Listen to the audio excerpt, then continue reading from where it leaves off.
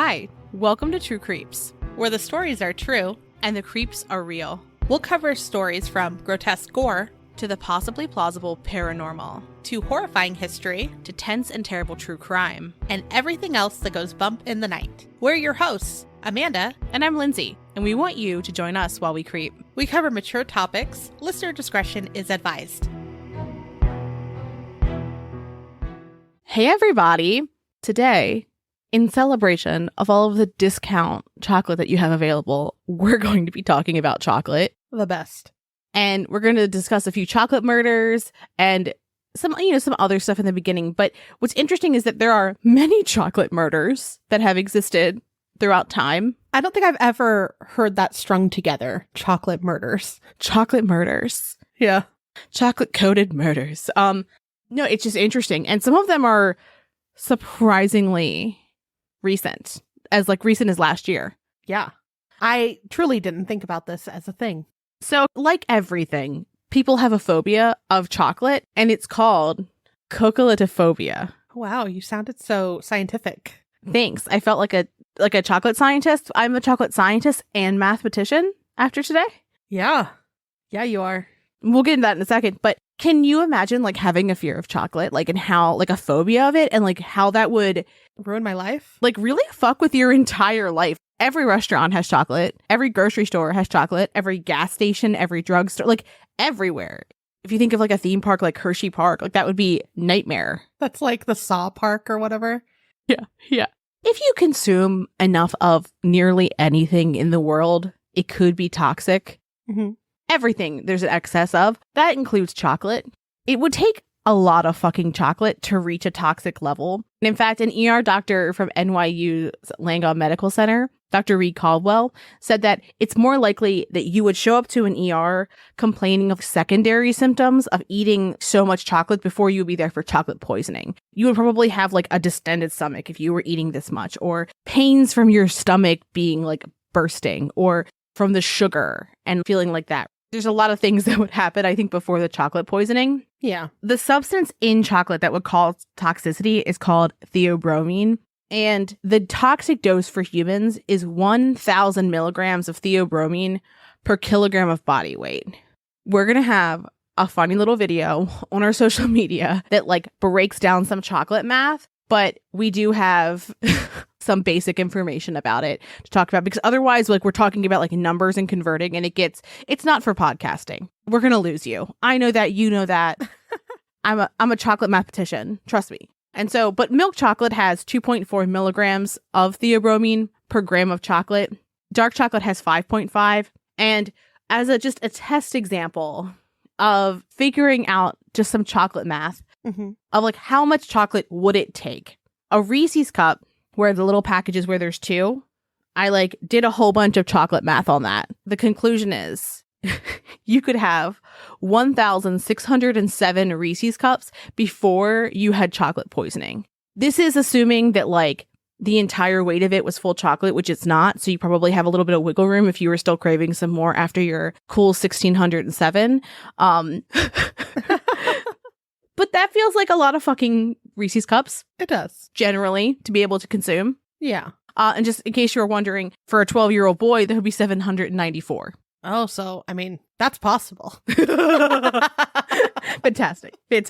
But yeah, we have a little breakdown of how we got to that number on our social media, converting pounds to kilograms and doing all the fun math. But we're not going to do that right now, because again, math is not for this podcast.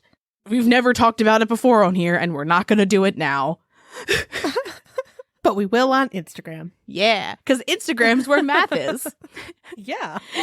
Math for Instagram. But real quick, a reminder, all chocolate is not safe for dogs. Mm-hmm. There are different levels, just like with humans, with milk chocolate versus dark chocolate and all of that. But still, don't let your dogs get it. That's a big emergency vet visit after Valentine's Day and after Christmas, usually. That's one of the most common ones. Oh, no. Are you, I know that you are a Reese's cup gal, but you're chocolate for sweets, right? Isn't chocolate what you crave, what you want? Yeah, but I prefer the themed Reese's without the edges. It's the texture. I like the edges. It's part of it. I don't like the smooth babies. No. Why did I say it like that? Why did I say it like that? I don't know. You're weird. That was so weird. I was just thinking of like how the Christmas tree ones like don't have edges. It's like rounded corners. Yeah, it's perfect. Yeah. And the bats are like, they don't really look like bats. The bats are disrespectful. The pumpkins. You're right. It's a pumpkin. I still have a whole bag of pumpkins hidden away from the boys. So when I want a good Reese's in the off season, I can have one. In the off season, by the way. Amanda, it's spooky season all year round. There is no off season. I know, but they don't create pumpkin Reese's, the perfect Reese's year round. And they only last for so many months after. We'll do more chocolate talk at the end because I have questions for you. Okay. Also, this week, tonight is the night. Is our Patreon night. Yes. So heads up, if you want to join us, there's still time. If you join our Patreon, it's tonight. Yeah. And we're going to do, as of right now, the polls are saying spooky show and tell. I'm so excited. And what is spooky show and tell? It's literally what we just said. It's you find weird shit from the internet and get to show it to a community of, honestly, your peers. Yes. Do you know these people? Maybe you do, maybe you don't. But are you connected in True Creeps? Yes, we're all creeping together. Show us the weird things you found on the internet or have in your home. Today, actually, talked with someone asking if I could borrow a certain item. I'm not going to tell you because I want to surprise you.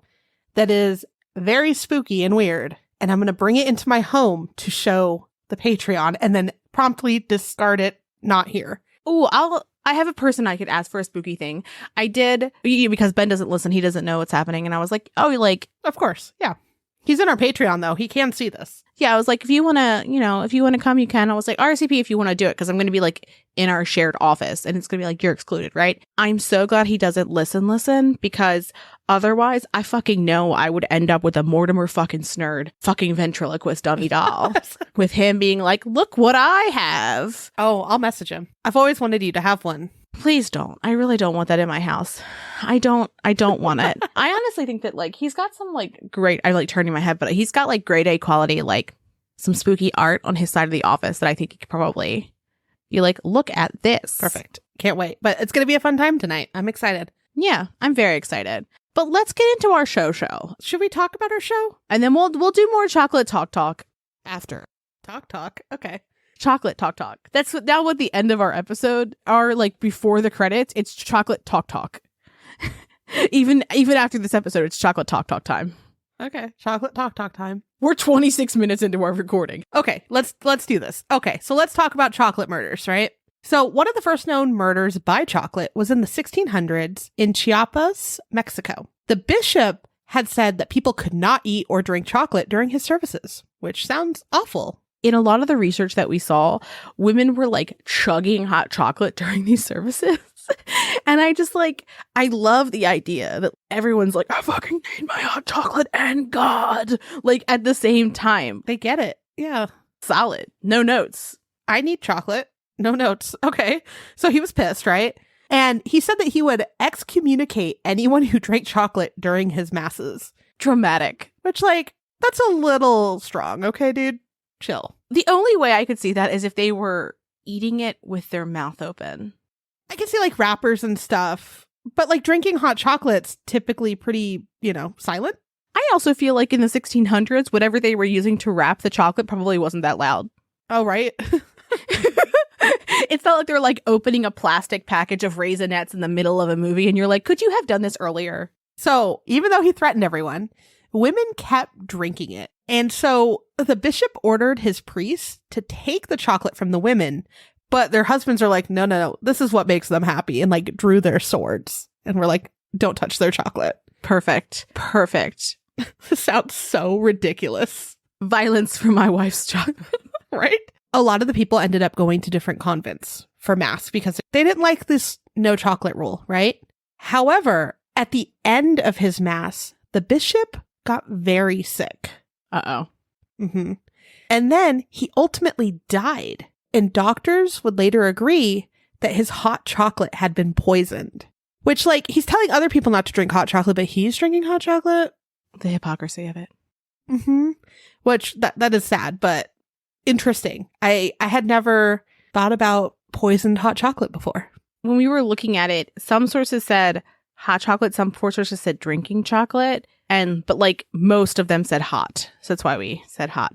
Have you ever had traditional drinking chocolate that's not how Americans have it, where it's like very thick? Yes, actually. And I was not a fan. I wasn't either, because I felt like I was drinking warmed chocolate syrup. Well, it wasn't even chocolate syrup. Like it was, It's the consistency to me.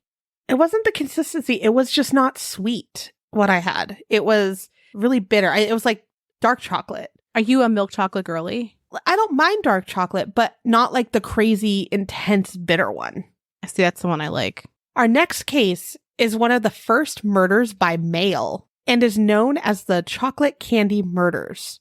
And this one's actually like very sad. It is. So let's talk about the background first. Mary Pennington, who was the daughter of a former congressman, married John Preston Dunning on February 12th of 1891. In 1892, they welcomed their daughter. And then in 1895, John Dunning began to flirt with 41-year-old Cordelia Botkin. And they were at the Golden Gate Park. And he was there fixing his bike that had broken down. Some accounts say that he was just out for a walk when he met her. But one way or another, he was there, right? Mm-hmm. So Cordelia was by no means the first woman that he had flirted with, and more, during his marriage to Mary. As he was fixing his bicycle, Cordelia and John scheduled their first date. Not right, not good. Yeah.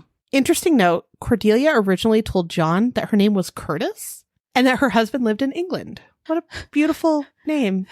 I laughed so hard when we read that, because I was like, do you mean like her last name, or do you mean like your first name? Because I love the idea of like being out in the world and consensual non-monogamy, like rude, disrespectful.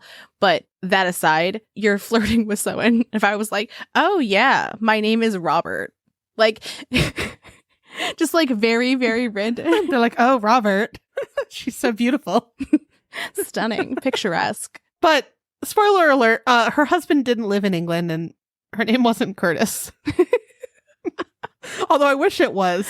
It does kind of feel like, oh, my name is Curtis. Like you're different. Like I'm not like other girls. It has that kind of ring to it to me.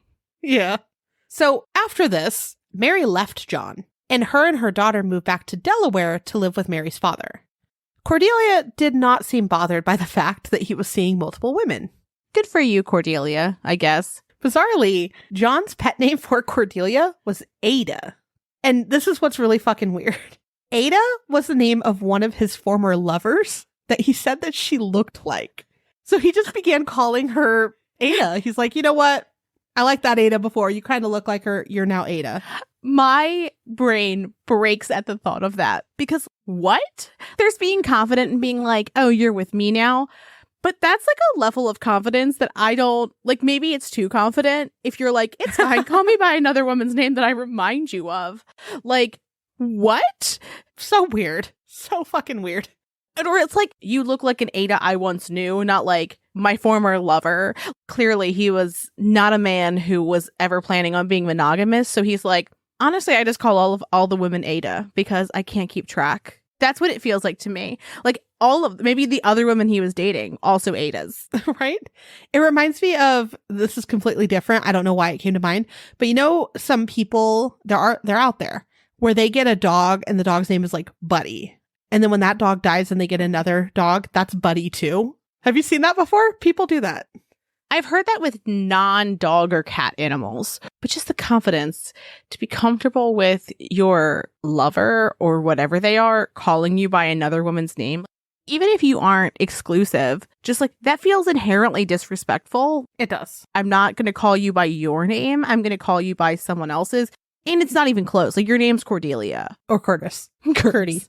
Curdy for short. Tizzy.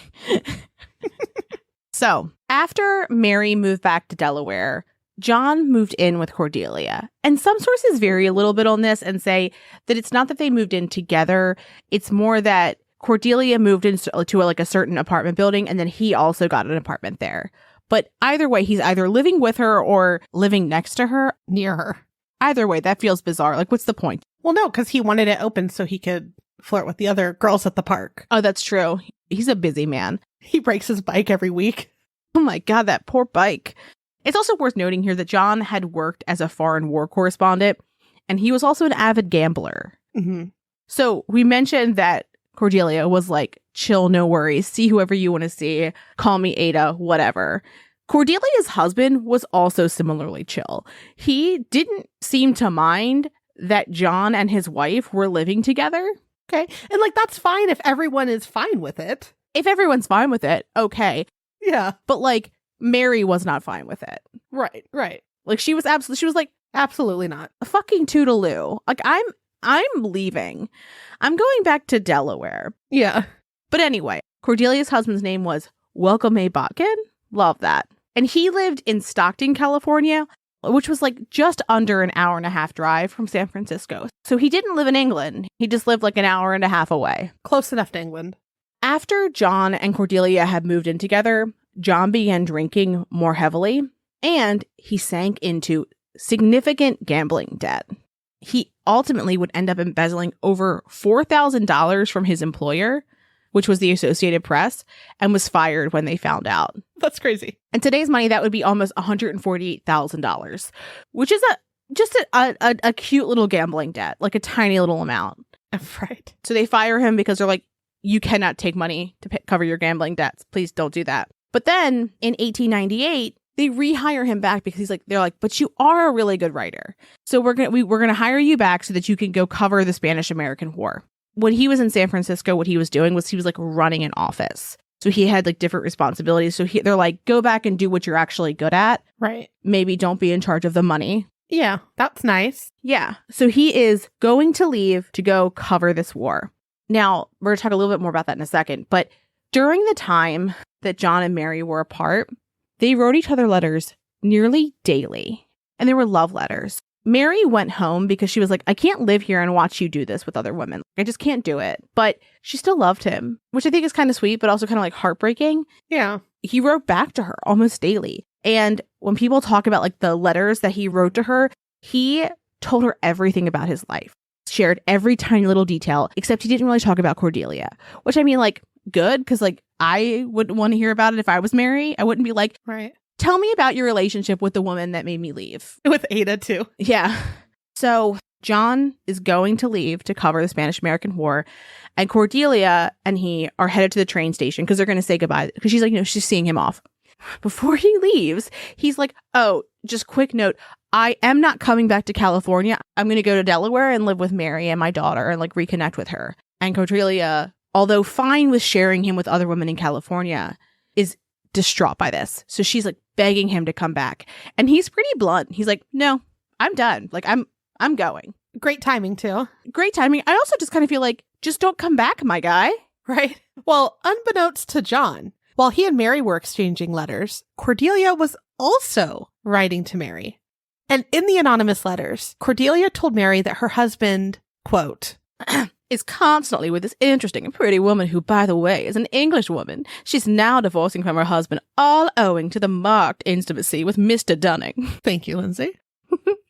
You are fucking welcome. So, like, this anonymous letter is not supposed to be written from Cordelia, just some random girl that's watching this interesting Cordelia English woman. Oh, she's so fascinating. She's so cool. Everybody wants to be like her. Cordelia is not like other girls. She's fancier. She's curdy. She's curdy. She's curdy. She's tizzy. She's got that English charisma. Ooh, she's something that you're not. Like, how fucking random. This is like, it's also just childish.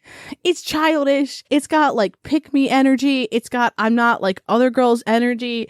It's also just by the like, okay, the first thing is that she's fine with him doing whatever the fuck it is that he's doing and calling her Ada. But love letters to the wife is where she draws the line. That's where she draws the line, is that he sends letters to someone who's a fucking country away.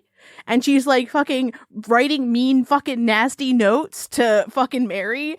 I do not understand this. It makes no sense. In today's world, she would make a Facebook with a woman's face that she knew and then would message her and be like, did you know that John is with this beautiful girl? She's an influencer. She's so cool. She comes from old money. She's rich and pretty, and she's going to leave her husband for your husband. And this doesn't sound bad and suspicious at fucking all. No. Can I draw it back a little? When you said she's not like other girls, right? All I had in my head was this new shirt or sticker. She's not like other girls. She's curdy with like pretty writing. I don't know why. I have simply no reason for me to think that this is where you were going with this. And like, I'm worried. Again, I do not know why my brain did this. You're like, she's curdy and what? Like, I don't know why, but she is not like other girl. Kitty. She's not like other girls. She's a squirrel. Why? Why would I think that? I'm crying. I mean, I like that more. Squirrel, and then with the little name tag that says Curdy. She's not like other girls. Well, comma, she's a squirrel named Curdy. I don't get it. Yep. I don't understand. Perhaps that's the sticker of this year. We don't know yet. Every episode, something different. But it's just like the silliest, like, intimidation tactic. Like, also, what? Like, what is she trying to do? Mary's already in Delaware. Right. Very strange. So, on August 9th of 1898, Mary was sitting with her sister, Ida Dean, and their children on the front porch of their family home in Delaware. And that's when the mail arrived. This mail included a gift for Mary. There was a brown paper-wrapped package, and inside the package was a white box with a pink satin ribbon tied to it. Sounds lovely. Okay, yeah. Now, on the top of this box, the word bonbons was written in cursive with a gold pen. Sounds official. Okay. The bonbons were accompanied by a note that said, quote, "With love to yourself and baby, Mrs. C." One of the things that John teased Mary about was that she was, quote, passionately fond of candy. Same. Aren't we all? Yeah. Mm-hmm. So in conversations with Cordelia, John had mentioned that Mary, was super fond of candy, and that she also had a friend named Mrs. Corbally. So Mary opened the box of chocolates, and she noticed that there were rows of chocolate bonbons with sugar sprinkles on top. There was also a handkerchief in the box, which seems kind of weird. Like a couple gifts. Okay. But strange. Like more personal, right? Like it's not just like a box of chocolates that was like manufactured. It's like a gift that somebody sent. It's one thing if I send you a package that is like, I ordered it from somewhere and they shipped it to you versus I packed this for you. It like feels a little bit more trustworthy. Right. Still strange. Theoretically. If she doesn't know where it came from or from who, technically. Well, Mrs. C, right? She's like, I know people with that name. Right. Okay. So after the family ate dinner, they retired to the veranda and they all shared several bonbons. Mary ate 3. Ida ate 2. 2 of Ida's children had at least 1. And 2 family friends, Mrs. Millington and Miss Bateman, had also eaten at least 1. Now, everyone who ate the bonbons began to get violently ill. They had terrible stomach pains and they were vomiting. Now, this is really sad. All but Ida and Mary recovered. Ida died on August 11th, and then Mary died the next day on the 12th. Horrific. Yeah. Ida and Mary's father, John Pennington, looked at the note that had accompanied the chocolates, and he realized that it had the same handwriting as the letters that Mary had received from the anonymous sender. So it was like, this is the same person. Mm-hmm. Mm-hmm. Now, a chemist named Dr. Wood inspected the remaining candy, and he found that the chocolates had been stuffed with arsenic. If I remember right, arsenic, the taste of it would kind of go with candy. Like you wouldn't really notice. Well, it's bitter. So like if it was a dark chocolate, it would make sense. And it also has like that almond smell. Yes. If there was almonds in it or almond flavor. Yeah. So John was in Puerto Rico at the time when he found out about Mary's death. And so, of course, he came back to Delaware immediately. Reporters were waiting for John as he got off the boat, and they asked him who had killed Mary. John admitted that there were 3 women in San Francisco that he had affairs with, but he thought Cordelia was the one who would have killed Mary. Law enforcement from Delaware reached out to law enforcement in San Francisco to ask them to arrest Cordelia before she could escape. When law enforcement got to her residence in Stockton, Cordelia did not seem upset. She was in the process of her second or third outfit change of the day. Sounds very Curdy. Classic Curdy. Right. Cordelia dramatically sank into the couch and then said, "The chagrin is past. The horror is over. I've suffered all the humiliation. I'm ready." Dramatic. She said this when the police presented the arrest warrant. I'm sure it was the first time anyone had ever said that in response to an arrest warrant for those police officers. Probably. Like, this whole arrest is very strange. Yes, yes. And this next part, too. So she was allowed to pack a trunk of clothes for her jail stay. And it took 2 deputies to carry it out. So, like, think of one of those, like, steamer trunks, right? Big. Yes. Let's talk a little bit about the investigation, which I have never heard an investigation where so many people remembered so much. In other episodes, we've talked about people being like, "Ooh, I can't say whether or not it's that person. I'm not sure." That is not the case here. Every single fucking person that Cordelia interacted with in this crime was like, "I remember her, and here's why I remember her." First off, remember, John Pennington, Mary's father, he was like, "This handwriting looks similar." Yeah. John also looked at the letters that were written by Cordelia, the anonymous ones, and the letter that came with the chocolates, and he confirmed it was Cordelia's. Originally, law enforcement was concerned whether they were going to be able to tie it to Cordelia, though, because they had just changed some of like the package sorting facilities, so it wasn't clear where the package's origin was. And at first, they were like, "Oh, we don't know exactly where these chocolates came from," because it didn't have the store's name on it. It was just like a white box, lettering, ribbon. These are things that like could be at most chocolate places, because even now, like if you go to a chocolate place, like there are boxes that are made to hold chocolates. They order them from a supplier who sells them to other businesses. But so they were able to fucking just like really prove it was her by like so many people being like, "I remember." So first off, there's Sylvia Henney and Kitty Dittmer, who identified Cordelia as the woman who had come into the shop to buy chocolates. And one of the reasons they remembered her was because she had very particular instructions. So first, she said she didn't want the name of the candy shop, which was owned by George Haas, to be anywhere on the box. So, because I think they normally had like a seal they put on it. She didn't want that. And then normally, you get a box of chocolates, you fill it because you're giving it to someone and like, otherwise it kind of looks like you ate a few, like here's a half a box of chocolates. So she's like, "Don't fill it all the way." And they're like, "Okay, that's weird." So they remember her. Then there's a store called City of Paris, and that's where Cordelia bought the handkerchief. And there, Grace Harris vividly remembered Cordelia. Law enforcement was like, "Why is it that you remember her so well? Like, she just bought a handkerchief. She didn't have any, like, strange requests. She didn't do anything bizarre while she was there." And Grace says, "Oh, no, the reason why I remember her is because she really looks like my mother who's passed, like, to an alarming degree. Like, she really looked like her." Oh, wow. And they were like, "Oh?" And so she produces a photo and they're like, "Okay, no, she really does look like her. I can understand why that would stick out in your head." Ooh, doppelgangers all over again. All over again.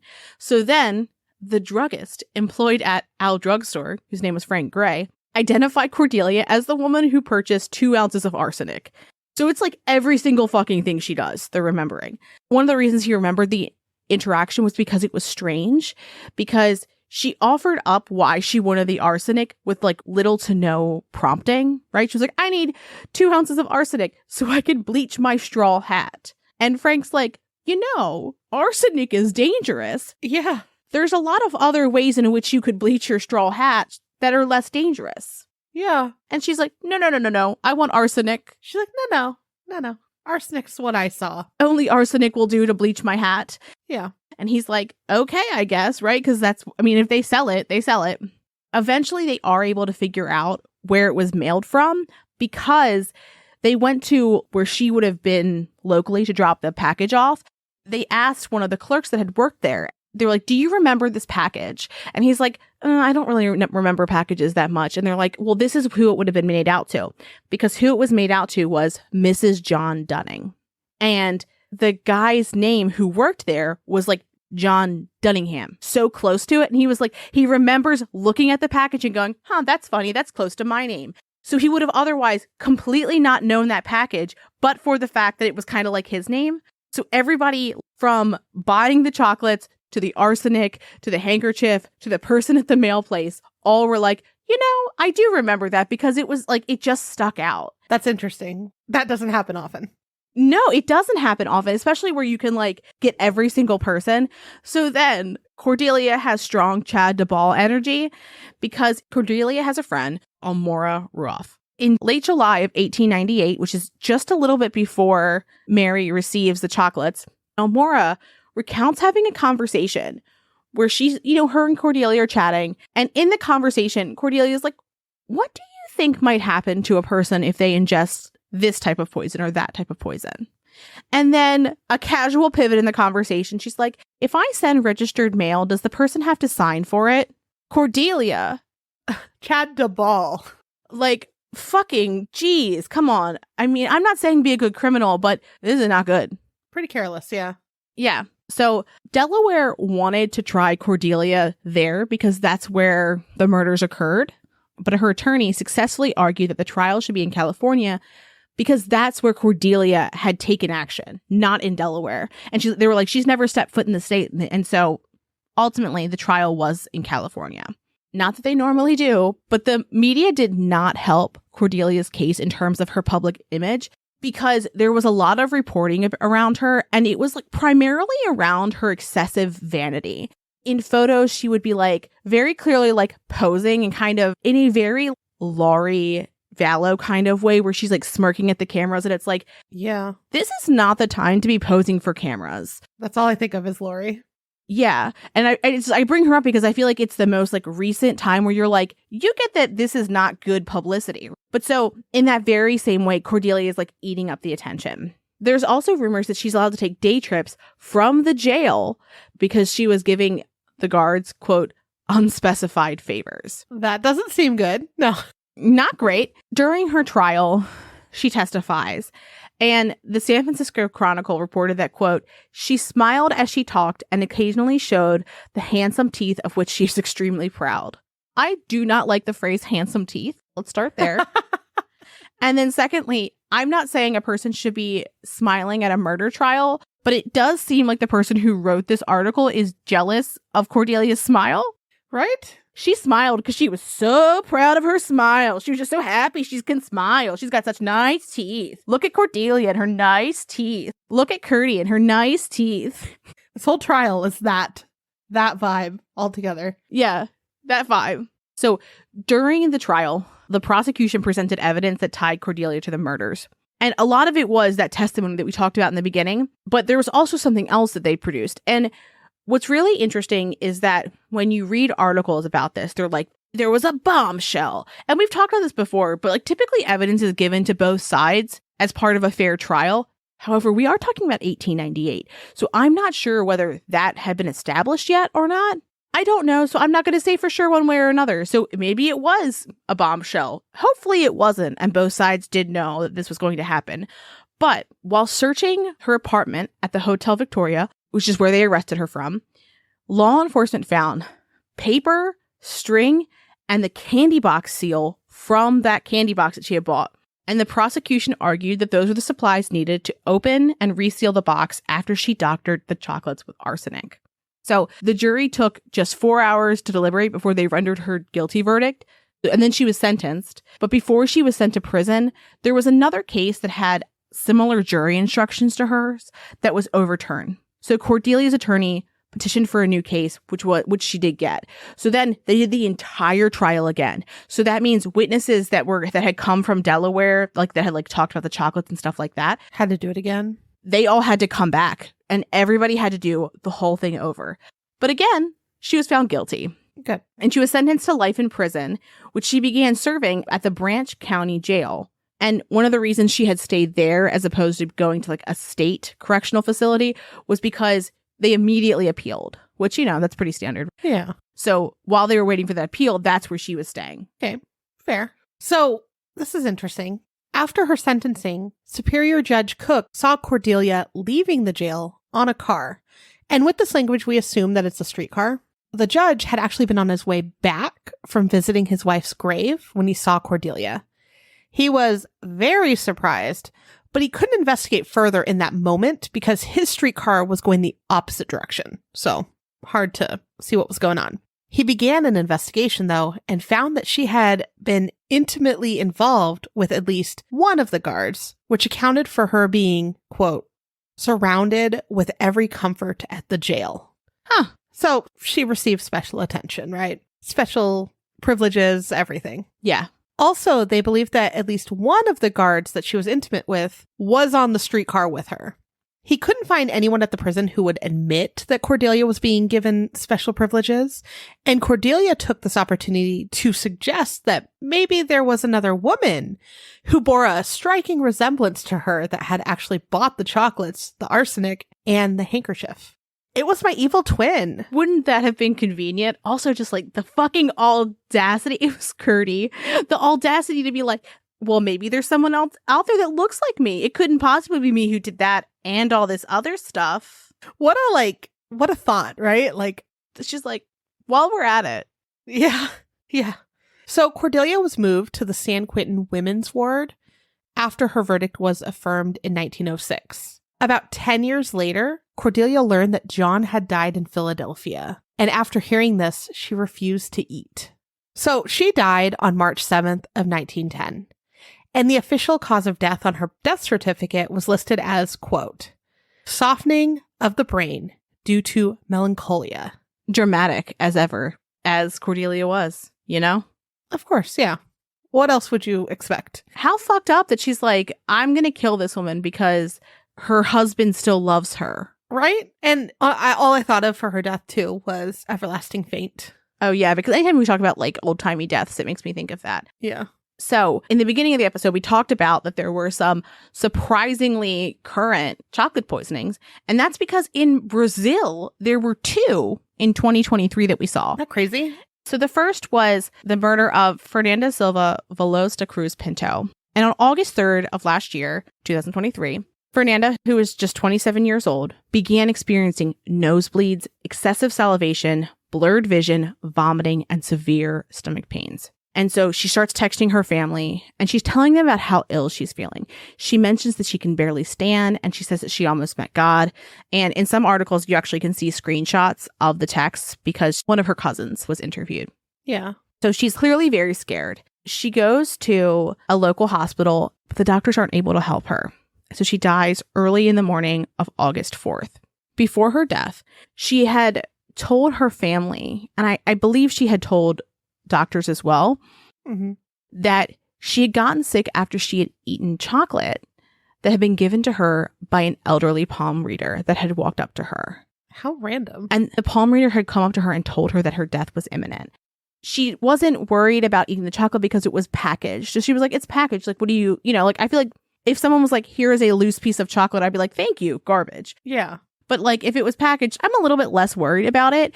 And she even said to her family, she was like, I was hungry, so I ate it. I didn't even think twice because I was like, it's packaged. She was just kind of like walking and this woman had come up to her and was like, can I read your palm? And then she like let her, and like, that's how this went down. Horrific. Fernanda, before this, had gastritis and stomach ulcers.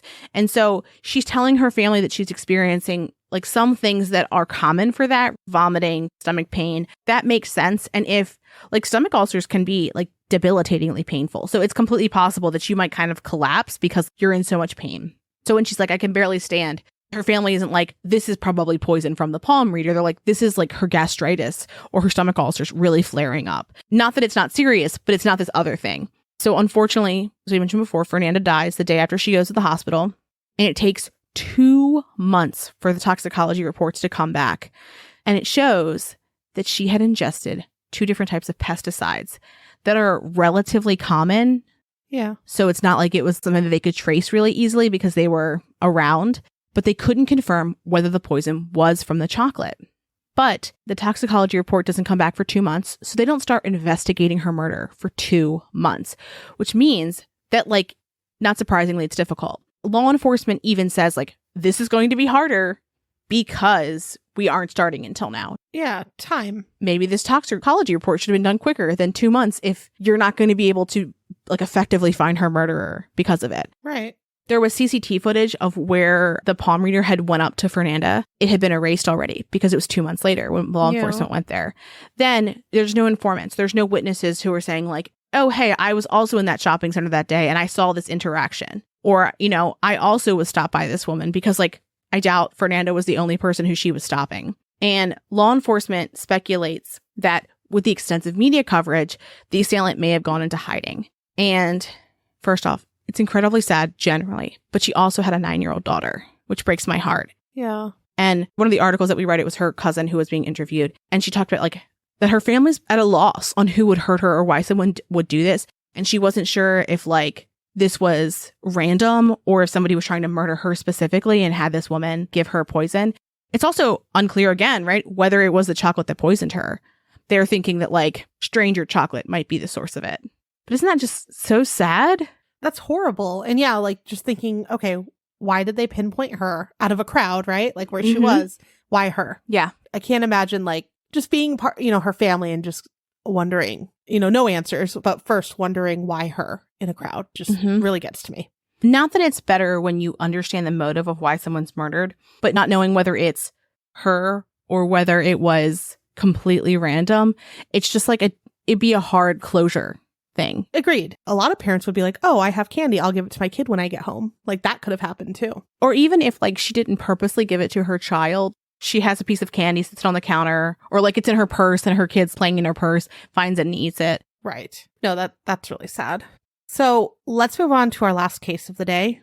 It's another recent death due to chocolate. And who we're going to talk about today is Lindasi Viegas Batista de Carvalho. And on May 20th, 2023, she received a box of chocolates accompanied by a bouquet of flowers for her 54th birthday. Now, there was no card with the gifts. So Lindasi called around to friends and family and she's like, who gave me this? I want to thank them, right? One of the people that she reached out to was her ex-boyfriend, Mario Sergio Gradidal. And he confirmed that he had sent them to her. They had dated for about 4 years. When the relationship ended, they remained friends. They stayed in contact over the years, even as Gradidal had a new girlfriend. So they still had like a relationship, right? Okay. Yeah, nice.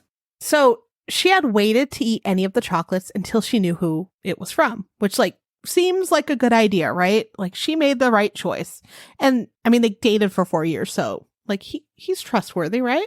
So after, when she did eat them, she went to her hair salon to get her hair done. Normal day, right? I got some chocolates. It's my birthday. I'm going to go get my hair done. Sounds like a good day. Shortly after she left the salon, though, she began having seizures and she fell to the ground. So law enforcement quickly rushed Lindasi to a Rio de Janeiro hospital. But unfortunately, she died by the time that she reached the hospital. So sad.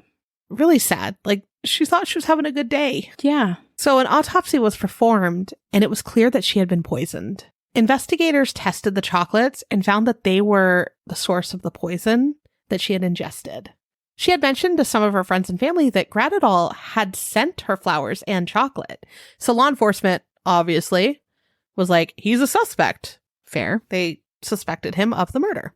After speaking with him, though, they began to suspect that he had been framed. Gradidal's brother gave some more information, and he said that his brother had dated a woman named Suzanne Martins da Silva, and she was incredibly jealous. And Gradidal even described her as, quote, passionate and out of control. Da Silva and Gradidal dated until he went to prison for several years, but their relationship continued when he was released in 2022. And so this is weird, yeah, because he had like such a good relationship with his ex, right? Mm-hmm.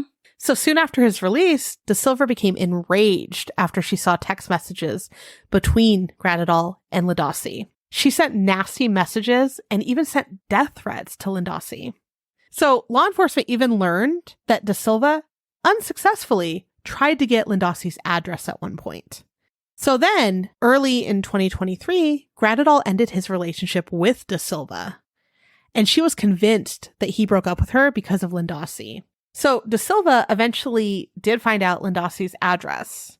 And what she did is she gave her son the poisoned chocolates to give to the delivery driver so that he could deliver it to Lindasi. Now, the delivery driver finally did confess, and that's how they tied De Silva to the murder. When De Silva was arrested, she was trying to get in contact with the delivery driver so that she could urge him to not tell police about their conversations between her son and him. But like, that's so dumb, right? Like, why? For why? Ridiculous. So, of course, De Silva was charged with qualified homicide. Don't send poison chocolates to people because that's fucking dumb and not necessary in any way. Yeah. Don't fucking do it. Because these two last cases are more contemporary, if we have updates, we'll put them in our True Crime Digest. Yeah. Yeah. Hopefully, I mean, we'll see how it works through the court system and stuff after this because, it wasn't that long ago. Exactly. Now, normally when we have like I say themed episodes, but think like snakes or the episode we did on Tuck Your Tootsies a while ago, we'll have like a few different things. We won't just talk about true crime cases. We'll talk about cryptids. Sometimes we'll talk about conspiracies or hauntings or ghosts or blah, blah, blah, blah.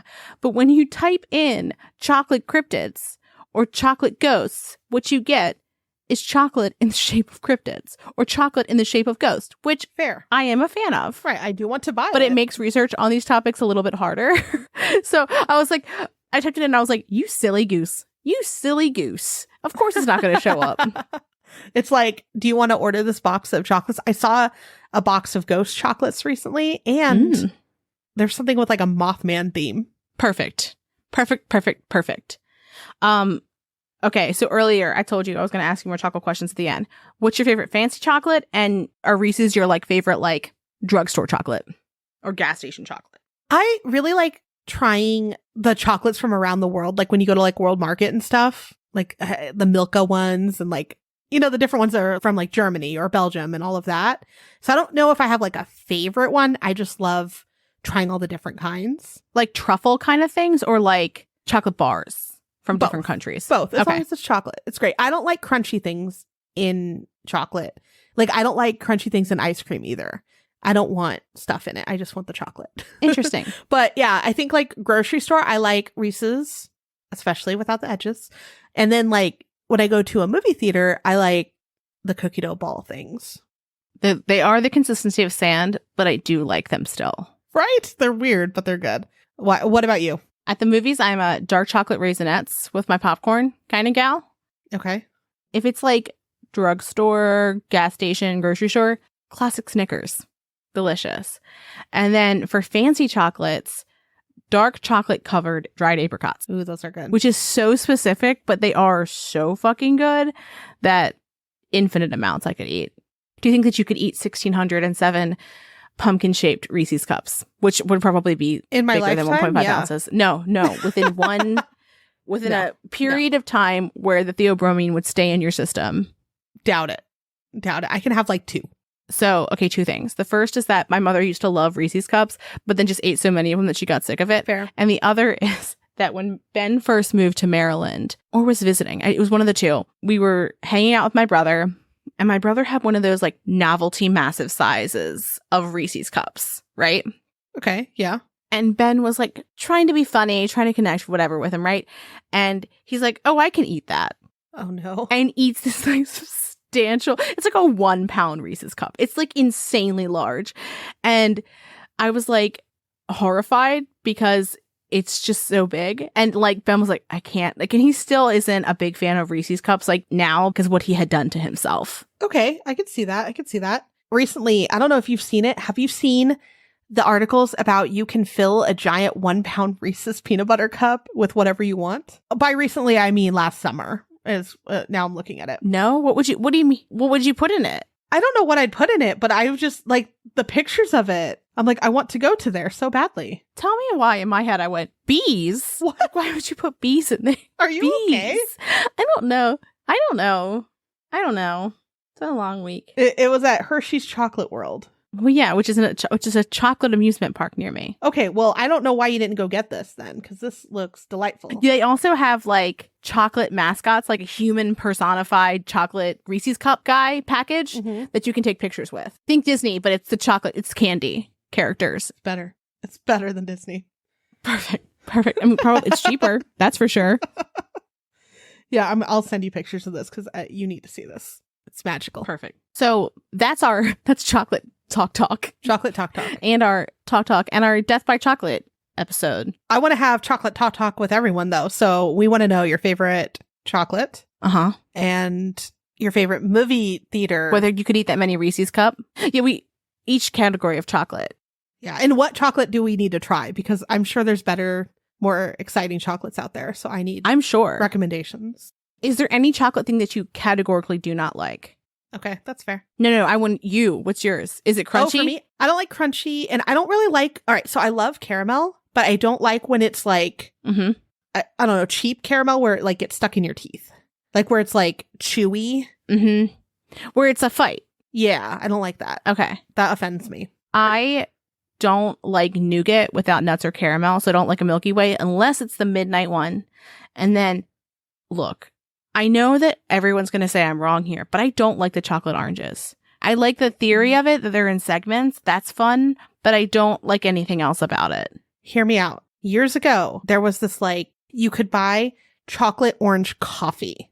It sounds horrendous, right? It was like in a sample pack. And I was like, what the hell? We'll try it. It was delicious. But that being said, I'm making like a nasty face, but like blueberry coffee, like where it's like roasted with the flavor, like that's actually pretty good because it has like a really intense blueberry smell, which is not a thing that you think that you want, but it's pretty good. Yeah, it was surprising, but I liked it. Yeah. So we mentioned it at the top of the episode, but just as a reminder, tonight is our Patreon night where we're going to do a spooky show and tell. If you are interested in joining us for tonight or generally as a patron, we have the link in our show notes. We appreciate it. We do. And we appreciate you even if you're just listening, but especially if you're a patron. That's fair. Well, can't wait to see everyone in our Patreon tonight. We're going to have a great time. And with that, have a great weekend. Thanks for creeping with us. Thanks for listening. And as always, a special thank you to our patrons who support us via Patreon. Please see the link in our show notes to learn more about how you, yes you, can begin to haunt the dump, guard vortexes, or even become a scorching Sasquatch. Ooh. Also in our show notes, you can find the link to our website, more information on our sources, our social media handles, and our merch store. We'd love for you to keep creeping with us. So if you like this episode, please subscribe, rate, review, and share the show with your fellow creeps and or ghosts. I beg of you.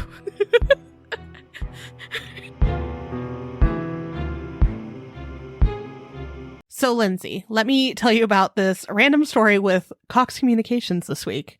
And I thought, it wasn't them and that it was indeed someone trying to kill us. Amanda started trying to tell the story before we started recording. And I was like, we need to just put this at the beginning of our recording and I'll move it to the end of the episode because I heard like 2 seconds into the story and I was like, oh no, someone was trying to kill you. It was a ruse. Like immediately that's where I went. And I think everybody else is going to go to the same place. Right? Or we are permanently broken from doing true creeps. One or the other. Maybe both. Maybe because when I spoke with the company afterwards, they thought I was psychotic. But anyway, so it was like, I don't know, 4:30, 5 o'clock, right? And my husband's still finishing a couple like emails and I'm sending a couple messages and my internet is terrible here, or my service for my phone. So it tells me like, do you want to switch to phone signal? And then it's like, just kidding. You can't send messages now. Just kidding. Get fucked. Yeah. Then Mike comes out and he's like, did the internet go out for you? I'm like, yeah. And like, not even, a minute later, there's a knock at the door. And it's a guy in like the Cox Communications garb. Like he's wearing the uniform. He has like the little, lanyard thing. Means nothing to me, by the way. Nothing. I don't give a fuck what you're wearing, my guy. Exactly. Me too. I was like, I have a Cricut. I can make your uniform. Okay. Your fake uniform is terrible. Ma'am, this is my actual uniform. Lies. I can make it better. Yes. I hope you said that. That's where like that detail, I could see them being like, are you well, ma'am? No, I'm not. I talk about true crime a lot. But he's like, hi, I'm from Cox and I'm here to fix something with your house. And I was like, what are you talking about? He's like, your house is putting something into the internet signal for the block. Sounds like a lie. And it's messing up the internet for everyone else. And I was like, what? Like, what are you talking about? By the way, you may hear my dog in the background. She's very upset with me right now. You also might hear Moo in the background. But anyway, so I was like, explain this to me again. Like, what are you talking about? And he's like, well, something in your home is basically doing like feedback into the system. And so what we need to do is disconnect the item that's causing the feedback because you have so many hookups outside. I guess maybe for other internet signals. I don't know what he's talking about. Other companies, perhaps. I don't know. And he's like, but I need to test which one you're using so I can disconnect the others. And I was like, and you couldn't call ahead of time and like schedule something? What if you weren't home? I'm like, I don't know if he's real. I don't know. No one's called. Yeah. And he's like, well, no, we just found out while I was in the neighborhood because one of your neighbors called and they were having internet issues and it traces back to your house. This sounds very suspicious. Huh. Okay. And what do you... Right. But I wanted to hear him out and I wanted to understand what he was talking about before I told him he was insane and never coming in my house. Also, you do have a true crime podcast. So you're like, sir, can I record this conversation? Actually, I'd like to just... It is on my ring. Yeah. Where the stories are true and the creeps are real. Right now. Right. And he's like, he like shows me this fucking little like metal thing. He's like, I need to install this behind your router and then go and figure out which one. And I was like, oh, he wants to steal my identity, right? Like he wants to suspicious hack into all my stuff that I look at and see the weird searches I do. Uh-oh. Do not look at our search history. It is honestly alarming. Just because, like, if you don't know, it's like, how much chocolate? Right? And then he would have been surprised and probably left. But he's like, I just need to come in real quick. And I was like, absolutely not. He, like, looked surprised. And I was like, no. I would be like, you can come when you have a warrant. But no, like, come back with a warrant. And he's like, ma'am. And you're like, I'm sorry. Gut reaction. Yeah. And I was like, first off, I need to call Cox Communications and see, like, is this legitimate? Because this sounds fake as hell. Wacky. Like, I don't know what you're talking about.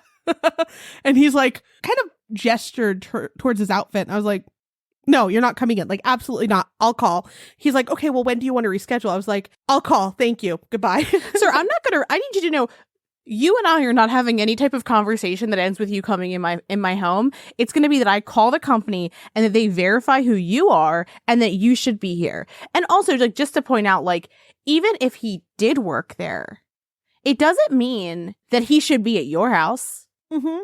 It doesn't mean that he didn't, like, just quit.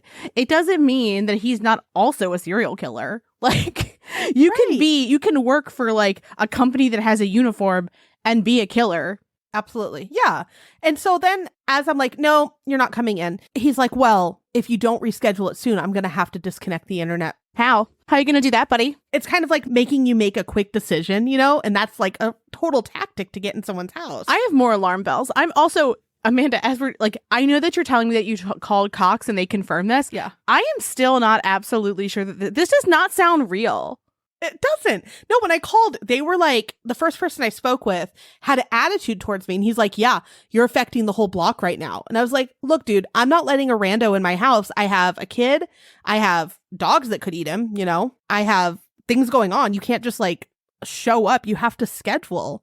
And he's like, well, other people have kids that need internet. I like to just start off with, I don't care whether or not you have children or animals that might eat them is completely irrelevant. No, sir, you do not have at will access to my home. If you have a system that is broken because it's letting whatever gremlins I have on my internet go onto the internet, that sounds like a you problem. Like, that's not my problem. We've lived here forever. How did that all of a sudden just happen? And that's why I thought it was fake at first, too. I still don't believe it. No, I finally got to someone who was like a real person. And I was like, look. That other person was like yelling at me for not letting a rando in my house. You guys need to call and schedule. And then I need to call back and make sure that it was a legitimate place that just called me to schedule, right? Uh-huh. And she's like, no, I totally understand. What he was supposed to do would have been to pull out his ID, which again, in my head, I'm like, fake. Don't care. Yeah. But pull out his ID, give you that number, and then stand with you while you called us to confirm it was a real person. And he didn't offer any of that. That I will take. And I was like, no, he did not. He just wanted to like bully me into letting him in my home. So no. And also like, dude, are you unaware that women are murdered?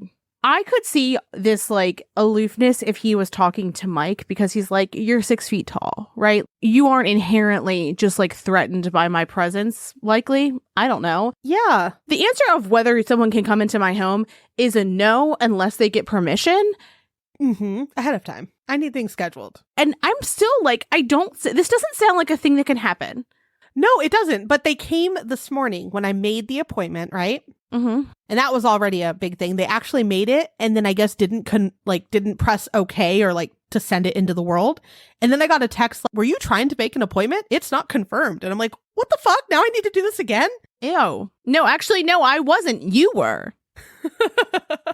Yeah, they came today and I hid because it was in the morning, and I was like, no, you can deal with this, Mike. I'm not here. I'll be with the dogs. Mm-hmm. And he had to hook up something to figure out that whatever device that holds the internet, I guess, behind the wall, not the modem, not any of that, was backfeeding something into the system, and he replaced a little part. Now it's all good. Very strange. I was like, Mike, what does that mean? Because I've never heard of it. And they didn't explain it. He's like, not really. He had this little device, went outside a couple times.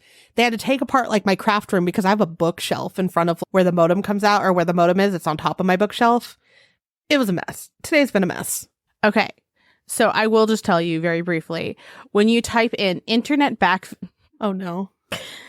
I'm laughing at myself because I didn't read what I typed until internet backfeeding into the internet is what I put. There's like a bunch of like Reddit posts, and it's like, my house is quote unquote killing internet neighborhood wide. ISP Tech told me that my connection has a backfeed. Modern voltage backfeeding. Modem online causing backfeeding. Ingress into the line. So it actually like apparently is a thing, but it still doesn't sound like a thing that should be able to happen.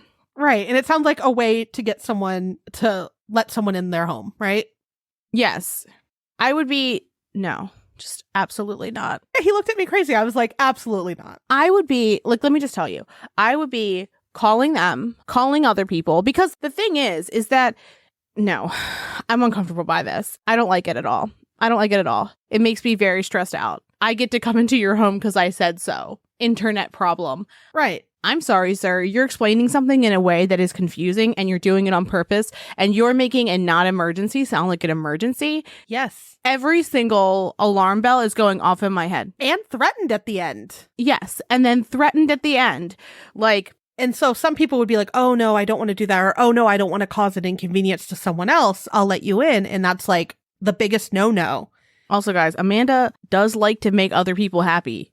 So fucking great. Like A plus and saying, no fucking sir. I was like, please don't murder us today. I'm not in the mood. Okay. Oh, please don't murder my family.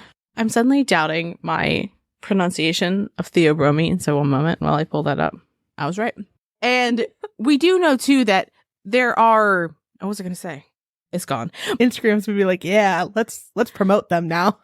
Let's not hide all their posts. Instagram's going to be like, are you going to be famous now? Because you fucking cracked it, bitches. It's math. That's what we've been craving. Algorithms. Oh, algorithms, they're numbers. They like these numbers. Yep. They're like, oh, these ladies figured it out. They use that algebra.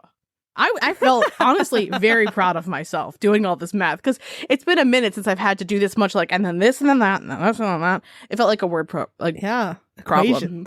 Equations.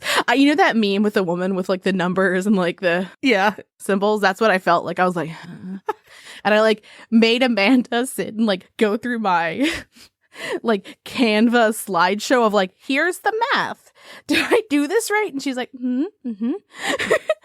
oh, that's nice, Lindsay. Good job, Lindsay. A plus. You did. Get a sticker. Division. I mean, there was some division, some multiplying. You did pretty good. Full equations. Ooh, watch out. I mean, that's true. Yeah. I will say, if I'm going to eat Reese's, and I'm now doubting myself, I prefer the miniature because there's more edge. See, I don't like those. Mm-mm. They're okay in like a cookie when you've melted it, because then it's not like the hard plasticky texture around the sides. False. No. That's what I want. No. When I was younger, I would like press down in the center and eat it like a pie in little slices. See, I don't like pie crust. I also don't like pie crust. It's garbage. Even when someone's like, oh, my pie crust. It is. oh, great. And I'm like, no, it's not. It's still pie crust. So flaky. And I'm like, ew. I'm like, I'll take the warm fruit, but I don't want pie crust. Yeah. Yeah. All right. And then cookies. Should they be crunchy or no? It depends on the cookie Chocolate chip. and my mood. Still depends on the cookie because there's a kind here. It's like, I think it's called like Otterbins that are like really thin and buttery and they're good as crispy. I want warm dough. I want raw dough. I mean, yeah. There's something I was going to tell you. It was about chocolate. It was relevant. What I like is that because it's our chocolate episode, everything stays an episode proper unless it's full on just it works fully different. This can go in the back of the episode. I recently saw a TikTok about Restaurant Depot and how you can get a giant box of cookie dough. I know. I saw that. Jordan and I went Stallion? and I did it. Did you? I need to go. Life changing. I need to go and be like, this is how much money I am allowed to spend. Oh yeah. Create a budget. Because otherwise I'll be like, what if for this? I need a what if for that? Yeah. Because as it is like with Costco, I'm like, you do not need it. You do not need it. You do not need it. You do not need it. But this is special. This is special. Because you're not supposed to be there. You're not a restaurant. It's true. It's true. There's also like the business version of Costco. Oh, I've seen that. Where it's even better. And I'm like, but they don't have one anywhere near me, which is probably good. And I'm not even a big drinker, but the booze version of Costco is like delightful because everything's so cheap and like the better brands, but hidden. Supposedly the Kirkland's, they're like Kirkland brand vodka is like made at the same place that makes like Grey Goose. Yeah. So we have one that's like my height. Oh, the other thing I was going to say is speaking of chocolate. So like I love hot chocolate all year round, but when the first time we talked about this in our last episode, how Amanda and I were strangers from the internet and then we came to her house. One of the things that I learned was that the way that her husband and her child eat hot chocolate or drink hot chocolate is with buttered toast. And I was like, what the fuck is happening in this house? Like this, I was like, this is one of the strangest things I've ever heard. And I'm interested in whether other people do this. It's not bad, but it's not a thing that I like immediately go to. I'm not like, a nice cup of hot cocoa. Time for like buttered toast. Right. It's strange. Yeah. And sometimes when I wake up, especially when it's cold out, and if they get up before me, they'll be having a cocoa and toast party is what Oliver calls it. I mean, that is very cute. And when we got a new toaster, he wanted to keep the other toaster too, so he could have more toast at a time. So his party would have like, he called it super toaster. I love this. Or mega toaster. It was mega toaster. And I was like, no, we cannot have two toasters. That's insane. I don't have enough counter space for this. But he wanted it so his cocoa and toast party would be flawless. He wouldn't have to wait anymore. I mean, I do understand the allure of that. Like, it's kind of like you have your coffee bar. He's like, I don't care about coffee. Yeah. I want a toast bar, which, again, toast is underrated.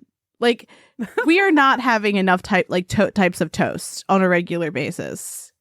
I'm a cinnamon sugar girly, but I also will have like pesto toast because I get it from Costco. Will our tangents ever stop? No. No, they fucking won't. It is our chocolate episode, and we are here to celebrate. Amanda, are Reese's your favorite kind of candy that are chocolate? Yeah, for like grocery store candy, yes. What about for? Okay, we'll talk more about. We'll do more at the end. I like it like that. Wrong with me? Oh, absolutely, I do. Fucking toodaloo.